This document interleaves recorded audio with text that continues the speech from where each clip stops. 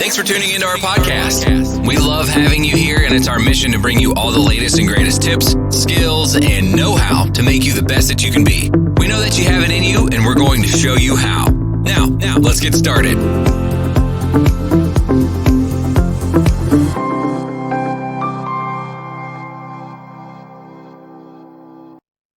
Good to have you on Live Well Live by Omobola Stephen. I'm the host of Live Well Live by Omobola Stephen. On Live Well, so what has now we like to focus on personal development, occasionally expert and professionals who are adept in these topics. Personal development and self-improvement is a lifelong process that we all must embrace in order to move from where we are to where we need to be.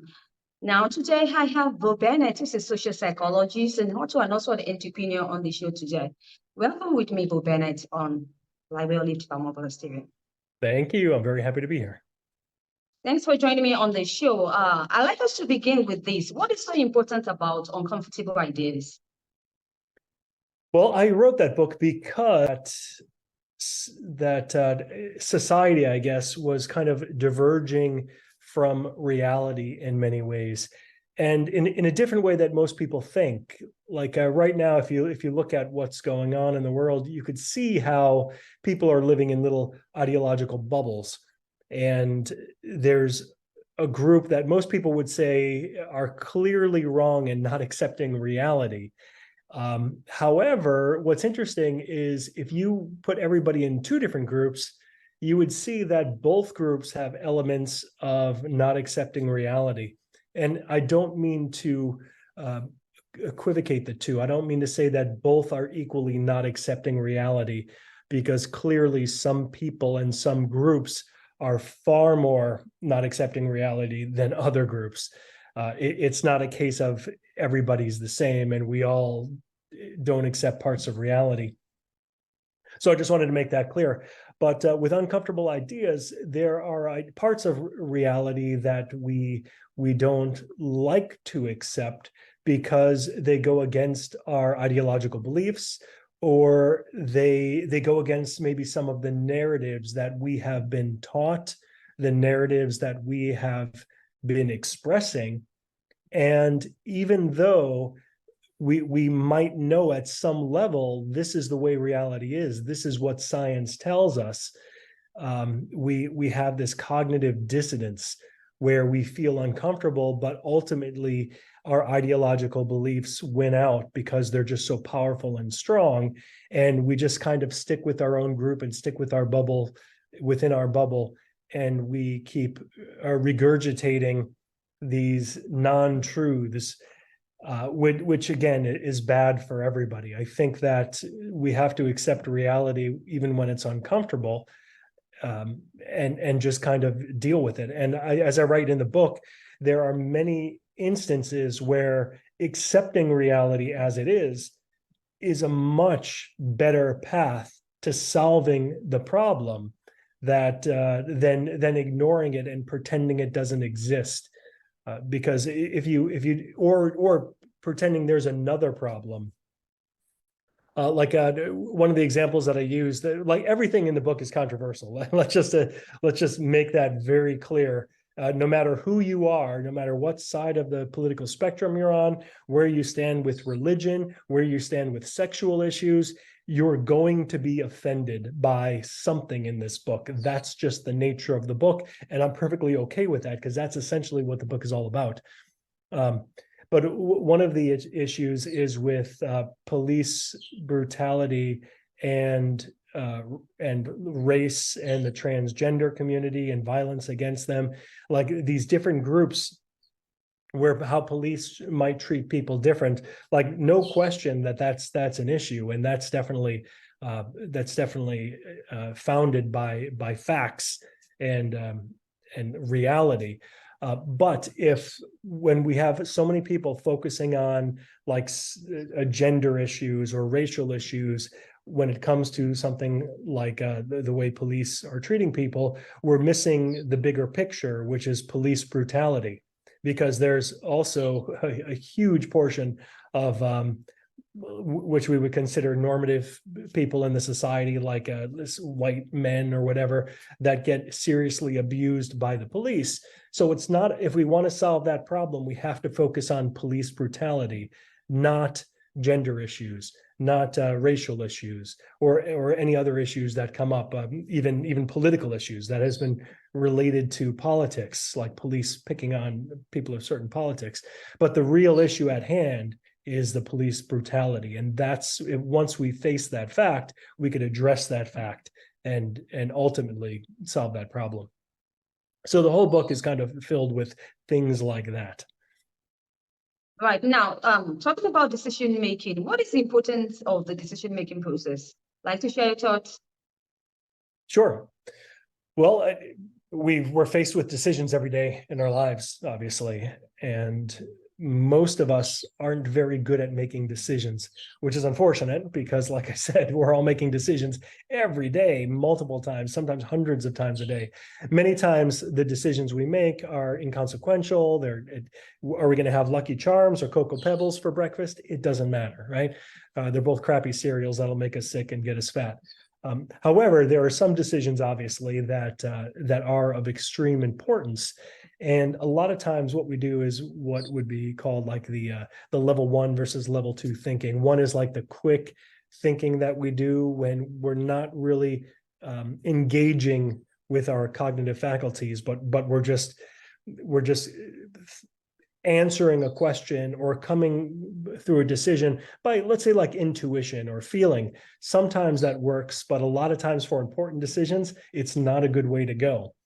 And we can't actively, cognitively think about every decision in our life because we just don't have that kind of brain power or time to really cognitively think about every decision. So we have to prioritize, and more importantly, we need to know when the decisions that we make are important enough to really sit back and give it some good thought. And that's only part of it. Then the whole other part of it is knowing how to make decisions, knowing how to evaluate evidence, knowing how to look at all the factors in order to come to the best decision. And that could be like an entire college course on its own. So it gets kind of deep.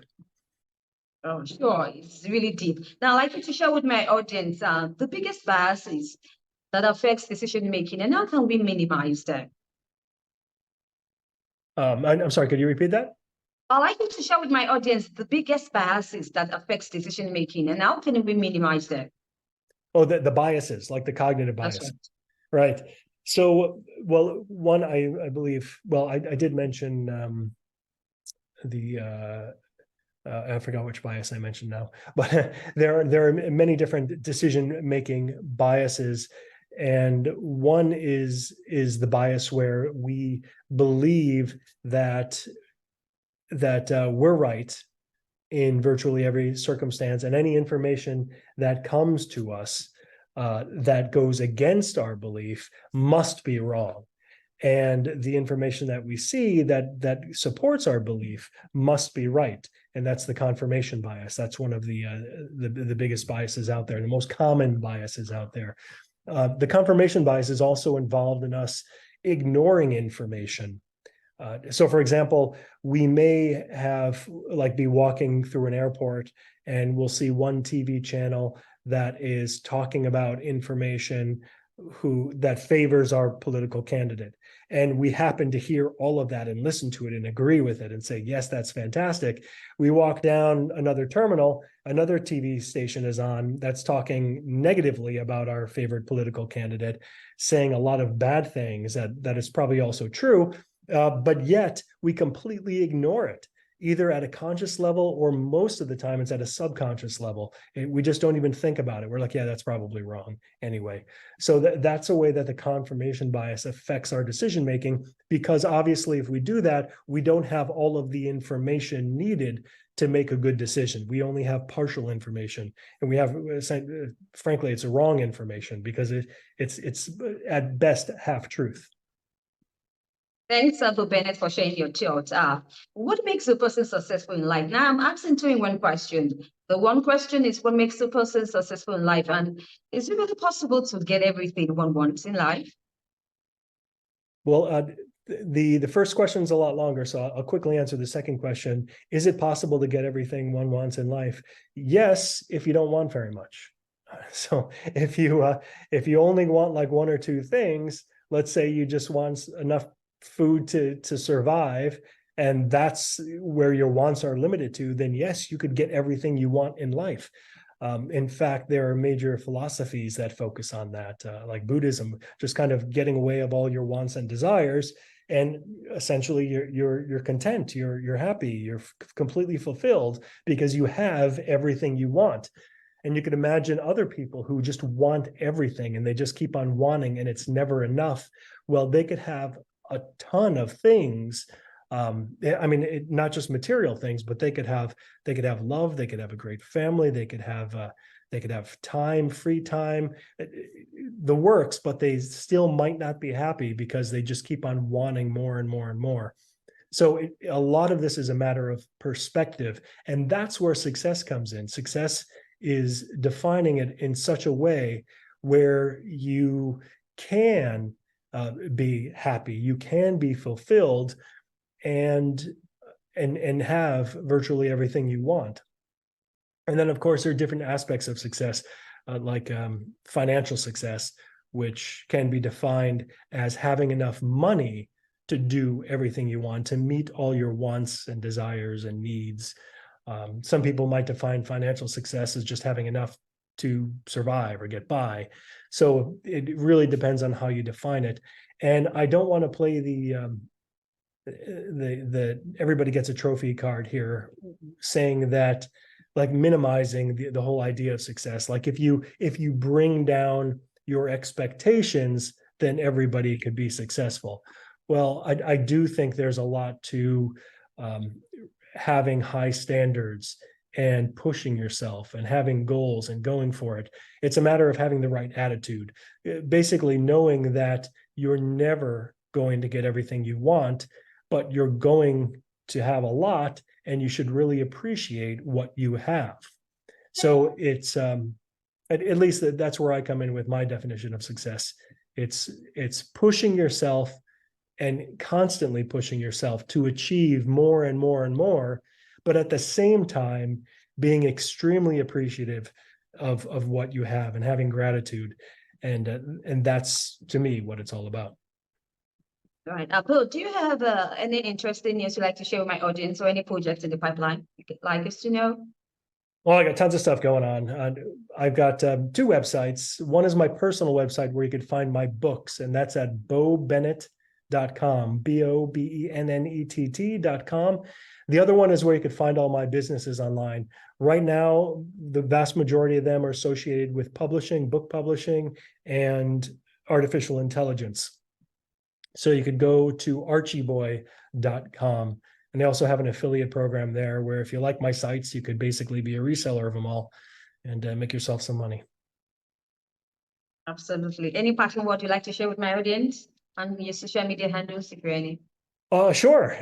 One more project that I'm working on that's a lot of fun is a sitcom. I've started this sitcom project about 5 years ago, wrote it from scratch, did the screenplay, did the casting for it, got voice actors, did all the animation for it, and it's an animated sitcom now on YouTube called Squat.